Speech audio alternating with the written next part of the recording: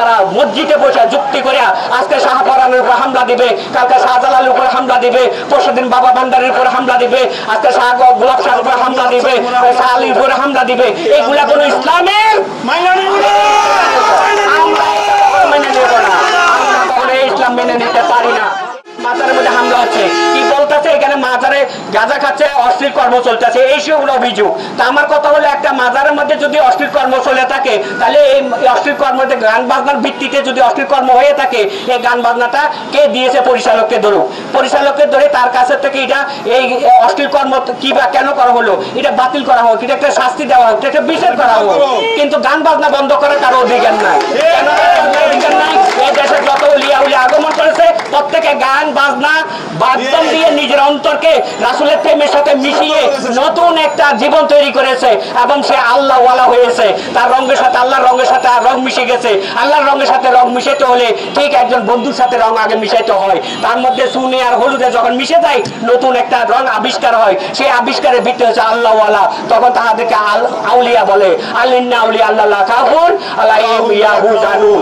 অতএব তাদেরকে ভালোবাসলে আল্লাহকে ভালোবাসা হবে। আজকে তাদেরকে যদি কেউ ভালো না বাসে, আমরা কাউকে জোর করবো না, আমাদের জোর করার কোনো অধিকার নাই। আমরা বুঝাবো, ভালোবাসা একটা কথা বলবো। কিন্তু তারা মসজিদে বসে যুক্তি করে আজকে শাহপরানের উপর হামলা দিবে, কালকে শাহজালালের উপর হামলা দিবে, পরশুদিন বাবা ভান্ডারের উপর হামলা দিবে, আজকে শাহ গোলাপ শাহের উপর হামলা দিবে, শাহ আলীর উপর হামলা দিবে। এগুলা কোন ইসলামের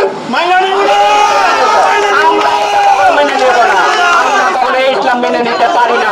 এটা ইসলাম নয়, এটা অশ্লীল কাম। এই কাজটা তারাই করতেছে। এরা কারা?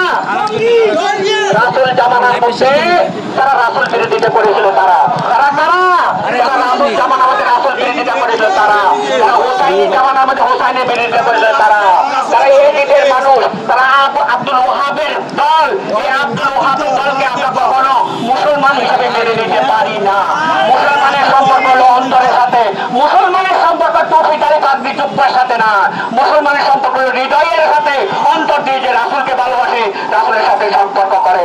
সুতরাং প্রিয় বন্ধুগণ, মুসলমান লেবাসধারী অনেকে আপনাদেরকে নানান রকমের কোরআনের অপব্যাখ্যা দিয়ে আজকে মানুষের মধ্যে অশ্লীল কর্ম সৃষ্টি করে দিছে, অরাজকতা সৃষ্টি করে দিছে। এরা শুধু ধর্মের দুশমন নয়, এরা জাতিরও দুশমন, দেশেরও দুশমন। এদের থেকে আমরা সবসময় সাবধান থাকবো।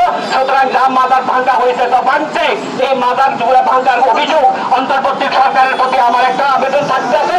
সেটা হচ্ছে, কয়টা মাজার এই বাংলাদেশে ভাঙ্গা হলো? বাংলাদেশের বাহিরেও অনেক মাজার রয়েছে। সেই মাজার গুলা কোনো হামলা আসলো না, এই বাংলাদেশের মধ্যে হামলা আসলো। কয়টা মাজার বাংলাদেশের মধ্যে, যত সারা বাংলাদেশে কতগুলা মাজার ভাঙ্গা হলো, কি কারণে ভাঙ্গা হলো, কার উস্কানিতে ভাঙ্গা হলো, তাদেরকে বিচারের আওতায় আনা হোক। অন্তর্বর্তী সরকারের প্রতি আমার অনুরোধ রইল। এবং বাংলাদেশের মধ্যে যে আইন শাসন রয়েছে, নিশ্চয়ই আমরা বিশ্বাস করি সেই আইনের বাইরে আমরা কখনো যাই না। আমরা যদি অন্যায় অপরাধ করে থাকি, তাহলে আমাদেরকে প্রশ্নমুখী করা হোক। অতএব আমরা সত্যের পথে আছি, সত্যের পথে থাকবো। কোরআন এক, আল্লাহ এক, রাসূল এক, ওলিয়া উলিয়া এক, মানুষ এক। আমরা মানুষকে ভালোবাসি, আল্লাহ পর্যন্ত যাবো। এই রোড বলে আমার কথা এখানে শেষ করলাম। সকলের প্রতি সালাম।